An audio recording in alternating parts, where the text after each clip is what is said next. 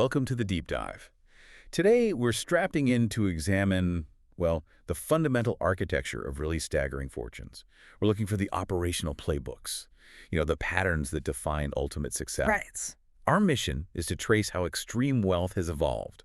We want to connect the dots between the titans who built empires on physical stuff, resources 150 years ago. Right. Oil, steel. And the new plutocrats of the digital era, the ones dealing in data and, well, pure speed. Exactly. And if you really want to get under the hood of capital concentration, you can't just look at the balance sheet. You have to look at the strategy of control. Control. That's the core theme today, I think. How power is built and, maybe more importantly, how it's maintained.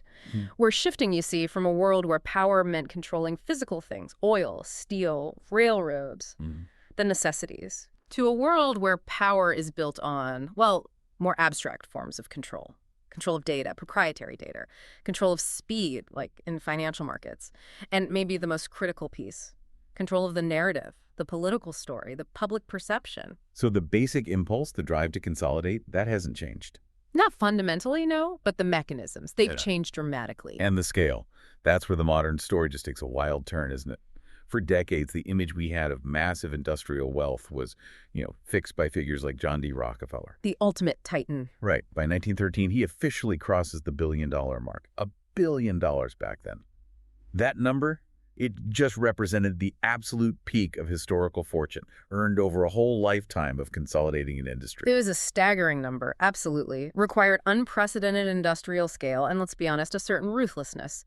But, okay. Compare that accumulation, decades of work, to the sheer speed, the liquidity of modern finance. Our sources dig into the mechanics behind, for instance, the Blackstone Group's IPO back in 2007. Now, get this. In the year before that IPO, 2006, the firm's 60 partners generated $2.3 billion in profit. $2.3 billion for 60 people. Which works out to, wait for it, $38 million apiece. For those 60 partners in 1 year. $38 million each in 12 months. Wow. Okay, so the speed of accumulation isn't just faster, it's fundamentally different. It's exponential. Exactly. We're talking $38 million earned by a few dozen people in a year versus Rockefeller's entire lifetime journey to get to $1 billion.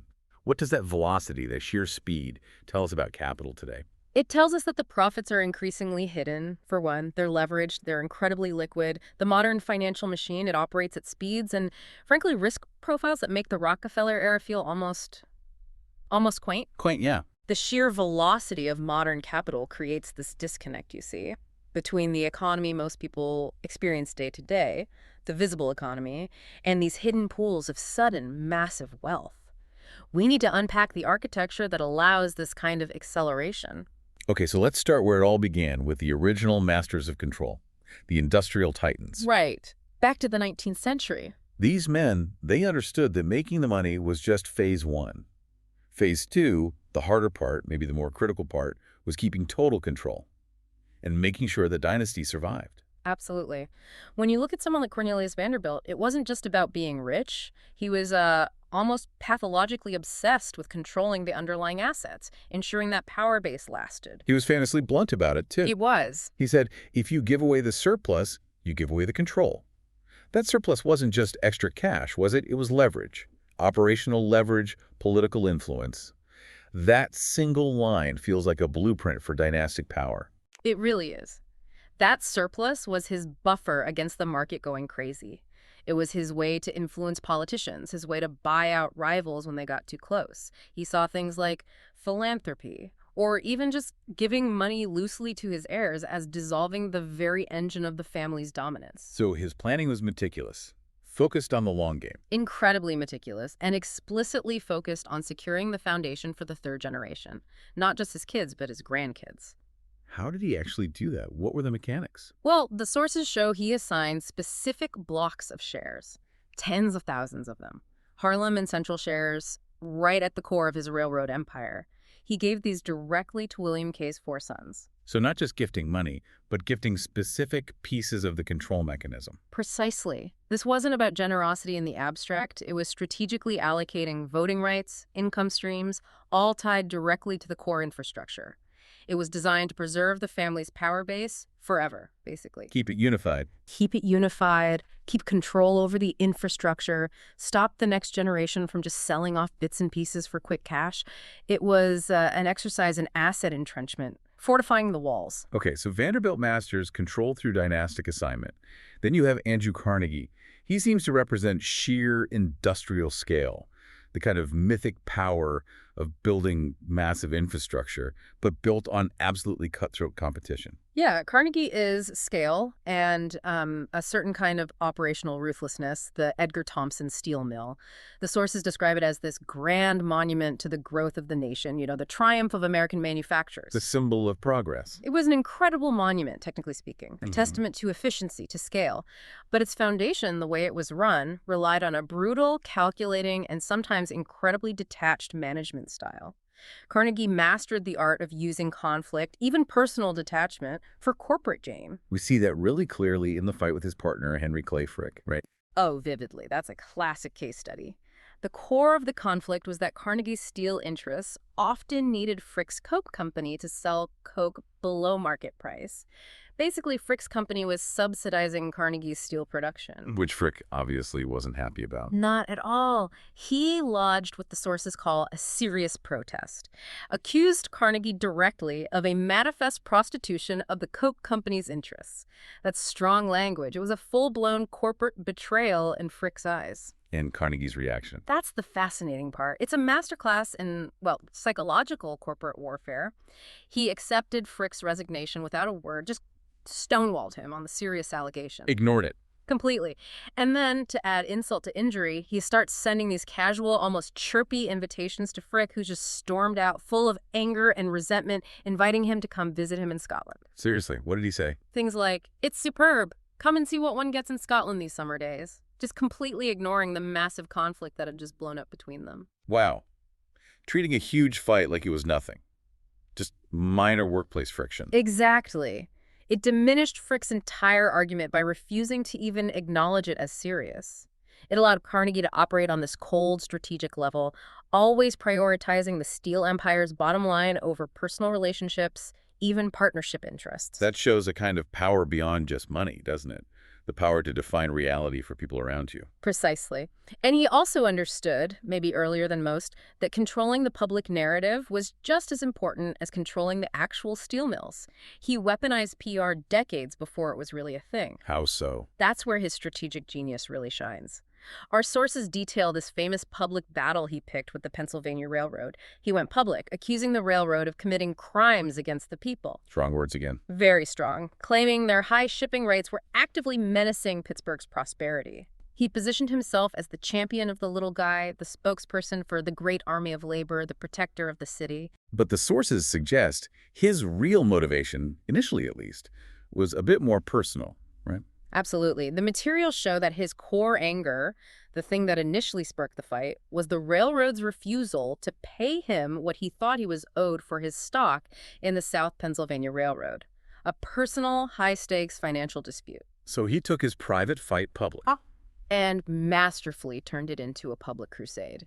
He leveraged his personal grievance into the successful public campaign against supposed corporate tyranny. It wasn't just about getting paid for his stock anymore. What was the end game? He was lobbying for a state commerce law to regulate the railroads. By framing his fight as a civic matter, defending Pittsburgh, he gained huge political legitimacy. He used the public anger he'd stirred up to force political action. Action that ultimately benefited his own shipping costs and his industrial empire. That's brilliant in a ruthless sort of way. Yeah. Self-interested populism. It really was. He showed how public good and private profit could be perfectly aligned, or at least appear to be, through really effective narrative control. Okay, let's shift to John D. Rockefeller. His story seems less about building the monuments and more about managing this just almost unimaginable velocity of wealth, abstract wealth. Yeah, Rockefeller is where you really see the speed of capital accumulation just take off into another dimension. His personal finances apparently became chaotic. That's the word used, just because of the sheer velocity of his income. Chaotic. How much are we talking? Between 1885 and 1896, his share of the Standard Oil Trust dividends alone totaled a massive $40 million. $40 million back then. And it didn't slow down. Even after he supposedly retired in 1897, his fortune just exploded. It quadrupled. Hit $1 billion by 1913. The money was just pouring in faster than anyone could reasonably manage it. But even that seemingly invincible empire built on oil faced a threat that sounds very modern, like something every tech CEO worries about today. Disruption. Immediate, radical disruption. Absolutely. You have to remember, the foundation of Standard Oil wasn't gasoline initially. It was kerosene or lighting. Lamps. And Rockefeller was acutely aware of substitutes. So when Thomas Edison invented the practical electric light bulb in 1878, well, that was a direct, massive, existential threat to his entire business model. Imagine that. You control the world's lighting fuel, and overnight, someone invents something better, cheaper, safer. It forced constant, ruthless evolution. He couldn't just sit back. That awareness of external threats, of potentially being made obsolete, forced him to keep adapting, keep consolidating, keep finding new angles. And maybe that pressure to adapt also led to that famous pivot later in life, from just earning money to dispensing it intelligently, using philanthropy to reshape his image. I think that's a big part of it. He made his final big payment to the University of Chicago, bringing his total gifts there to $35 million, an enormous sum, and then, very deliberately, he withdrew. Step back. Why withdraw? Why not stay involved? It was highly strategic. He explicitly said he didn't want the university to be trapped by the past. He wanted to set it free, so that what he called the dead hand of fixed endowments wouldn't bind future generations to his specific, maybe outdated ideas. Interesting. He established this idea of the patron as the founder, not the owner or the constant overseer. He essentially professionalized philanthropy on a grand scale, using his money not just to give away, but to create these self-sustaining cultural and educational institutions. Institutions designed to outlive him and, crucially, to actively redefine the Rockefeller legacy. From, robber baron or extractive industrialist To enlightened public servant, civic leader, it was a profound transformation of public image. And that transformation from industrial extraction to managing velocity and then actively reshaping the narrative feels like the perfect pivot point to talk about the modern era, where the extraction isn't physical anymore, it's abstract. It's speed, it's data, it's pure financial leverage. Exactly. If the industrial age was about controlling physical infrastructure, Railroads, steel mills. the modern age, particularly since the 1980s, has really been defined by financialization and speed. The change in the financial sector's role in the economy is a perfect marker for this shift. Our sources point out something interesting here. Banking was apparently stable, maybe even kind of boring, between World War II and about 1970. Right. Post-Depression regulations kept things pretty segmented, reduced a lot of the risky speculation. But then, starting around 1980, income in the finance sector just takes off. Yeah. Skyrockets. And it follows the curve of U.S. income inequality almost perfectly. The regulatory environment changed dramatically. It allowed for much higher leverage, more complex exotic products, and frankly, massive risk-taking. And crucially, finance became the destination for elite talent. What do you mean by that? There's this concept called the finance wage premium. The sources estimate it's about 30 to 40% higher. 30 to 40% higher pay. For individuals with the exact same skills, think coding, mathematics, risk analysis, if they deploy those skills on Wall Street compared to basically anywhere else in the economy. Wow. So that premium acts like a magnet. A powerful gravitational force, yeah. It pulls the most skilled labor into the wealth generation engine of finance, which just further accelerates the divergence between finance and the rest of the economy. And the purest example, the ultimate distillation of that speed premium has to be high-frequency trading, HFT. Oh, absolutely. This is wealth generation achieved purely by optimizing time, down to the microsecond. How quickly did HFT take over? The growth was just meteoric. Our sources say it went from about 25% of all public stock trades in 2005 to an incredible 65% by 2008. Just 3 years. 65%. How do they actually make money? It's not like traditional investing, right? Not at all. The profits come from something called latency arbitrage, basically exploiting the tiny infinitesimal time lag between when a piece of market data is published and when different players actually receive it and can act on it. So they aren't betting on whether a stock will go up or down long term. Not really. They're betting on the speed of information transfer, getting the information milliseconds or even microseconds before someone else allows them to execute a trade based on that tiny time advantage. How small are we talking? And how do they protect that edge? We're talking milliseconds.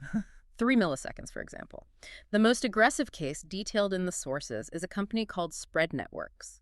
They didn't just rent space in existing data centers. They built their own private space inside the public markets. Oh.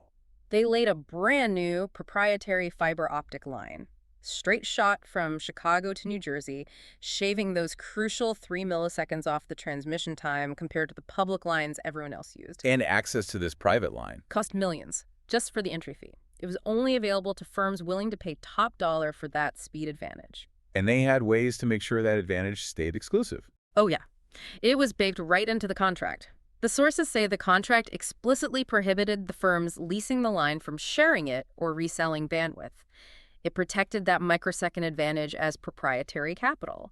It was essentially selling the right to legally front-run other players in the market. That sounds ethically dubious, to put it mildly, like something that should have been shut down immediately. Why did the banks go along with it? Didn't it undermine market fairness? Well, the incentives were just overwhelming. Yeah. And the institutional response, it was completely fractured. The reactions from the big Wall Street banks when they were offered access to this line are incredibly revealing about the ethical climate at the time. Okay, tell me. Credit Suisse, according to the sources, was genuinely outraged. They basically said, you're enabling people to screw their customers, and they refused to sign the contract. Drew a clear ethical line. Okay, so some pushback, but others. Others crossed the line, yeah. Wait. But with different levels of, let's say, self-awareness or concern about appearances. Morgan Stanley, for example, focused intensely on the optics. They weren't necessarily opposed to having the speed advantage for their own proprietary trading desks, but they were worried about how it would look.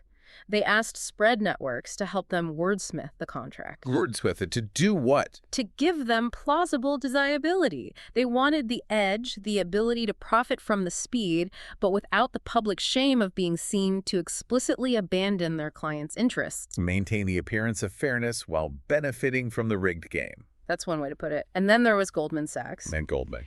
Our source states they had no problem signing it, just signed on the dotted line. Yeah.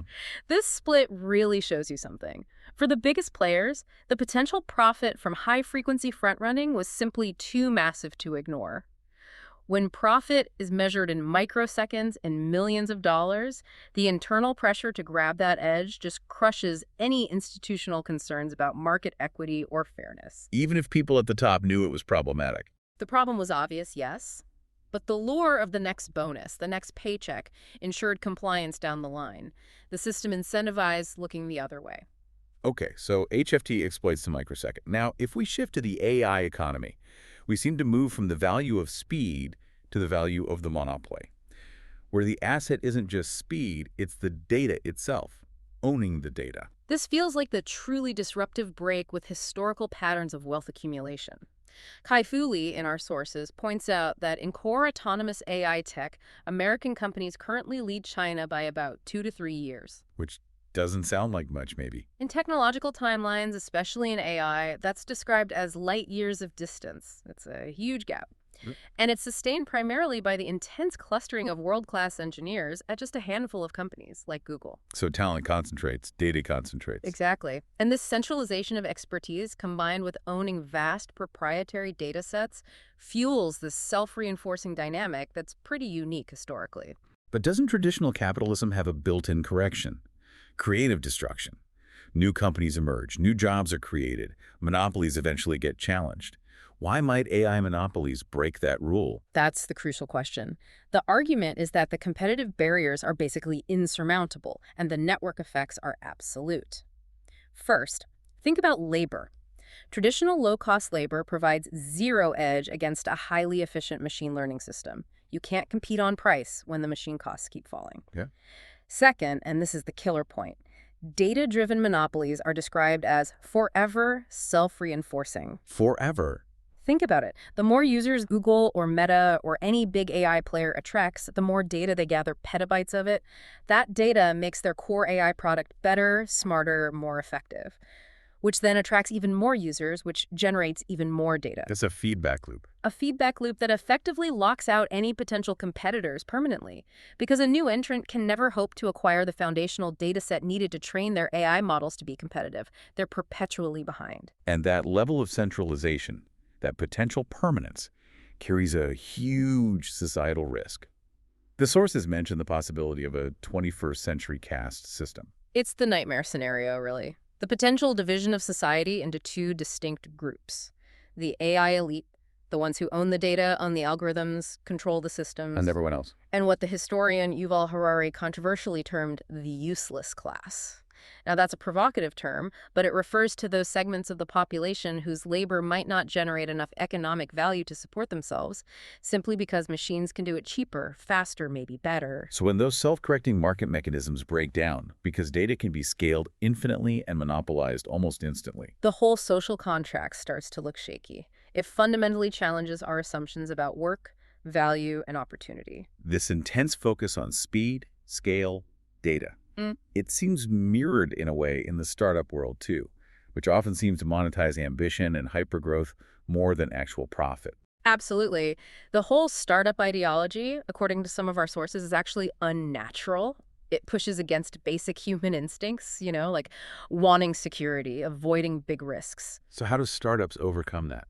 Often, it takes some kind of external shock, a near-death experience for the company, forcing the founders to gain perspective, to get ruthless about focus. There are anecdotes in the sources, right? Like the Airbnb founders. Yeah, needing their Y Combinator mentor, Paul Graham, to basically force them to stop tinkering with the website and just go meet their users face-to-face in New York City, their biggest market at the time.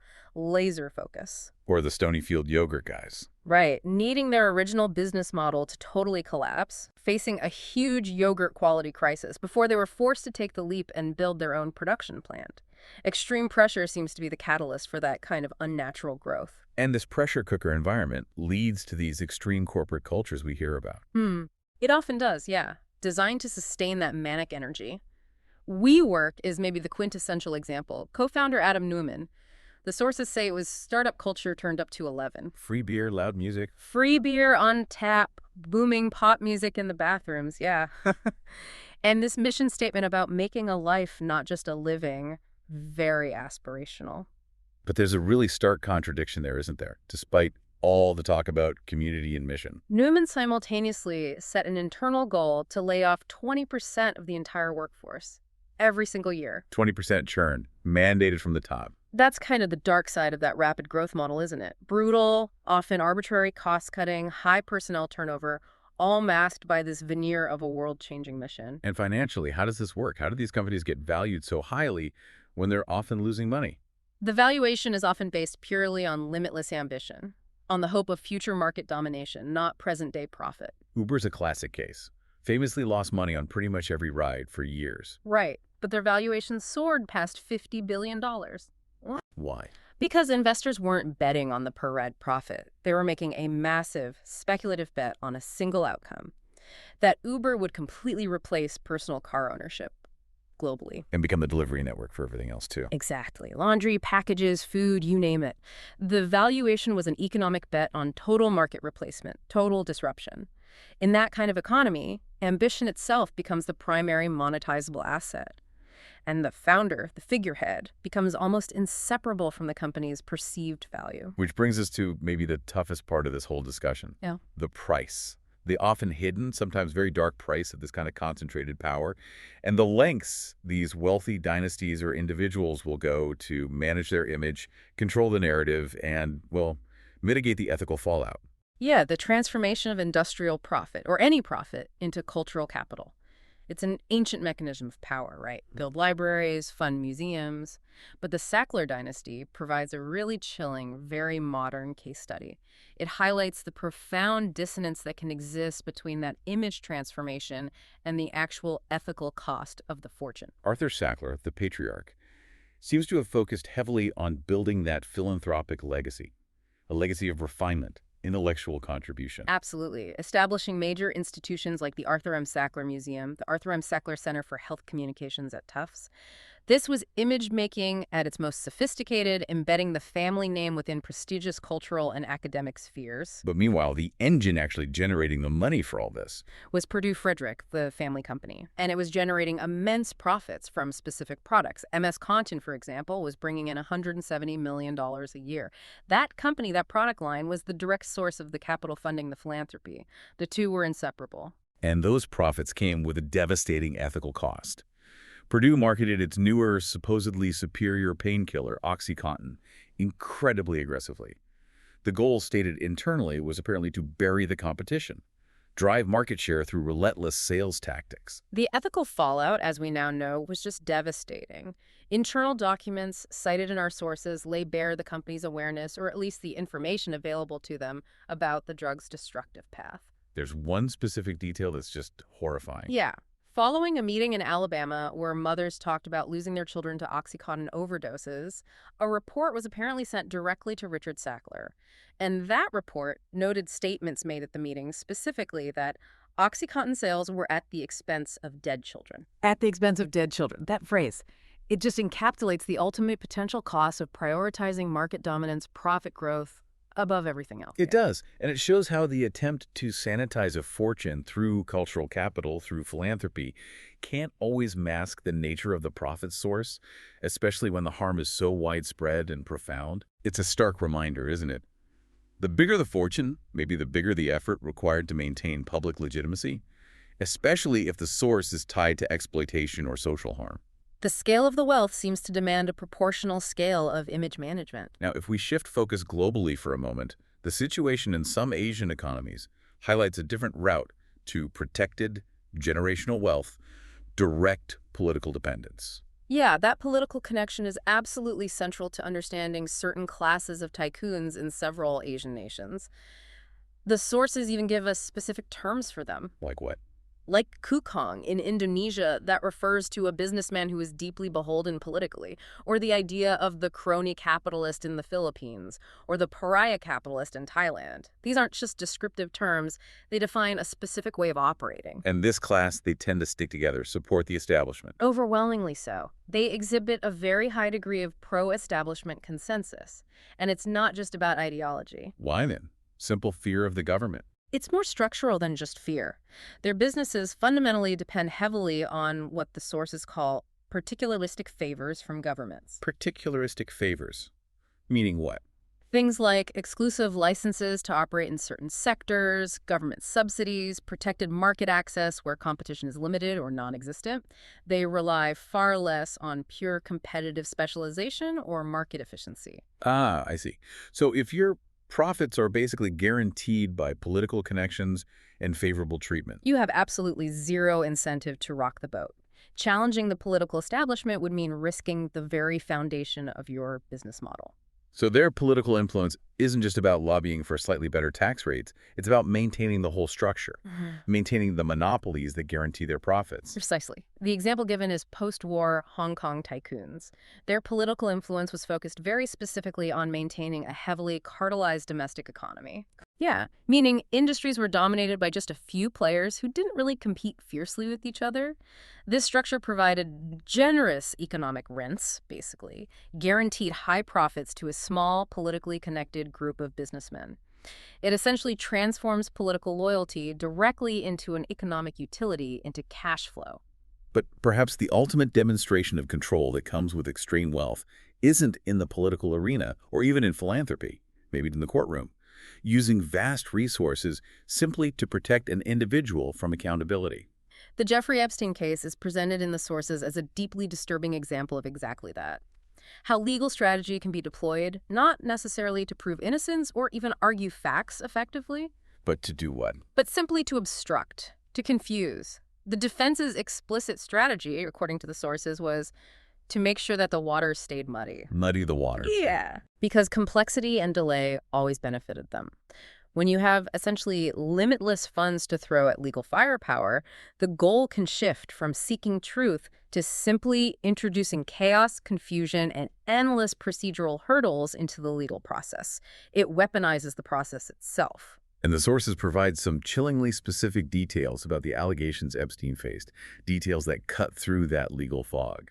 From Jose Alessi, who worked as his houseman for 11 years. Alessi's testimony provides those stark, concrete details. He reported setting up massage tables multiple times a day, 3 times a day usually, and he observed that towards the end of his time working there, the masseuses just kept getting younger and younger. How young? He stated they appeared to be 16 or 17 years of age at the most, and crucially, he also reported having to clean up afterwards, specifically having to wash off sex toys that were left in the sink after these massages. Those specifics, they paint a very clear, disturbing picture. They do. And the deployment of immense legal resources specifically to muddy the waters in the face of that kind of specific, detailed evidence, it really underscores the extreme concentrated power that's available to plutocrats who are trying to evade accountability. It's the ultimate defense mechanism the ultra-wealthy can buy. It feels like a systemic failure that money can purchase. It is. That ability to mobilize armies of lawyers whose sole job is to increase complexity, create delays, file endless motions. It's a form of power that effectively allows a very wealthy individual to operate under a completely different set of rules than everyone else. Okay, so we've traced this arc. From physical resources and industrial scale, through financial speed and data monopolies, looking at the mechanisms of control and image management along the way. If we zoom out now and look at the long-term economic trends, where does this leave us? Are these forces of concentration slowing down? Not according to the data presented in our sources. In fact, they seem to be dramatically accelerating. Which leads us back to a concept popularized by the economist Thomas Piketty. He termed it new patrimonial capitalism. New patrimonial capitalism. What does that mean exactly? Patrimonial sounds like inheritance, like old money. That's precisely the point. That term signals a major shift away from the 20th century belief, the hope, really, that modern high-growth economies would naturally lead to more equality, more widespread prosperity. Piketty argues that the period of relatively low inequality we saw roughly between the 1930s and the 1970s. The post-war boom years. Right. That was actually the historical exception. It wasn't the norm. And it was largely caused by specific historical events. 2 world wars destroying old capital, the Great Depression, and then the progressive tax policies and regulations put in place specifically designed to discourage massive accumulations of inherited wealth. So what defines this new version of patrimonial capitalism? How is it different from, say, the industrial wealth of the 19th century? It signals the return of inherited wealth capital itself as the primary driver of inequality. Overtaking income derived purely from labor or even innovation, the data shows that private wealth in rich countries staged this huge, strong comeback after 1970. How big a comeback? By 2010, total private wealth represented somewhere between 4 and 7 years of national income in these countries.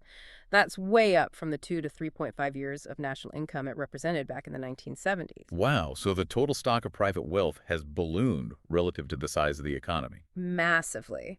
And this huge concentration of existing wealth directly explains why high inheritance flows persist, why inherited money continues to play such a large role. So if wealth is increasingly driven by just owning capital, owning assets that appreciate, rather than just earning income from a job, then the system is fundamentally tilted towards those who already have assets. It sounds like the rich just get richer almost automatically. That's the core of Piketty's argument, often simplified down to his famous inequality formula. RG. RG. The rate of return on capital, R, consistently tends to exceed the overall rate of economic growth. Well, If the return you get just by owning assets grows faster than the economy as a whole, which represents average income growth from labor, then inevitably wealth derived from capital pulls away from wealth derived from labor. So inherited wealth grows faster than earned wages, basically. over the long run, yes.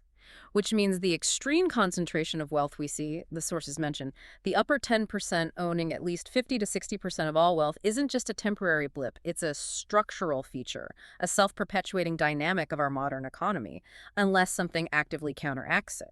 So that comforting story we sometimes tell ourselves, that wealth today is fluid, it's all about meritocracy, that modern economic growth automatically decreases inequality, the data suggests that's largely an illusion. That's the provocative conclusion from Piketty's analysis, yes.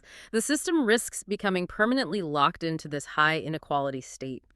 It's worth remembering the sources mention that those very high progressive tax rates used in the U.S. in the mid-20th century sometimes top rates above 70 or even 90%. Their primary purpose wasn't necessarily just to raise government revenue, it was also to act as a powerful social signal, to declare that such extreme accumulations of income and inherited wealth were simply socially unacceptable. Without a strong political consensus pushing back against concentration today, this new patrimonial capitalism just risks perpetuating itself across generations. Which brings us right back, full circle, to where we started. Right. The fundamental architecture of power. Whether it was Vanderbilt controlling the physical network of railroads, Or Rockefeller controlling the velocity and distribution of oil. or modern finance players controlling the microsecond advantage in trading, or tech giants controlling proprietary AI and data. The underlying patterns seem remarkably consistent. Control, speed, and political access. These look like the timeless tools for accumulating and protecting capital. The specific means of extraction change, absolutely, from oil wells to algorithms. But that core impulse to consolidate power, to protect the concentration of wealth and influence, that seems to remain the central engine. Indeed. And we've seen throughout history how that dynastic wealth, often built initially on extraction or ruthless competition, eventually feels this pressure to transform its public image, to create a cultural or philanthropic legacy, trying to, wash away the original taint. We saw it with Rockefeller. We saw it with the Sacklers in a much more troubled way. The creation of legacy becomes part of the long-term strategy of power maintenance. So given everything we've unpacked today, the accelerating concentration of wealth, the emergence of this new patrimonial capitalism built on abstract resources like data and speed, often hidden behind layers of complex finance, it leaves us with one final thought, a question for you, the listener, to mull over. If these new data and speed plutocrats are accumulating wealth at a velocity that dwarfs historical norms, and if this wealth risks becoming perpetually concentrated due to that RG dynamic, what civic or cultural legacies will they be compelled to create? Or perhaps, what existing structures might they be compelled to destroy or reshape in order to redefine their own public identities and legitimize their staggering self-reinforcing fortunes in the decades to come?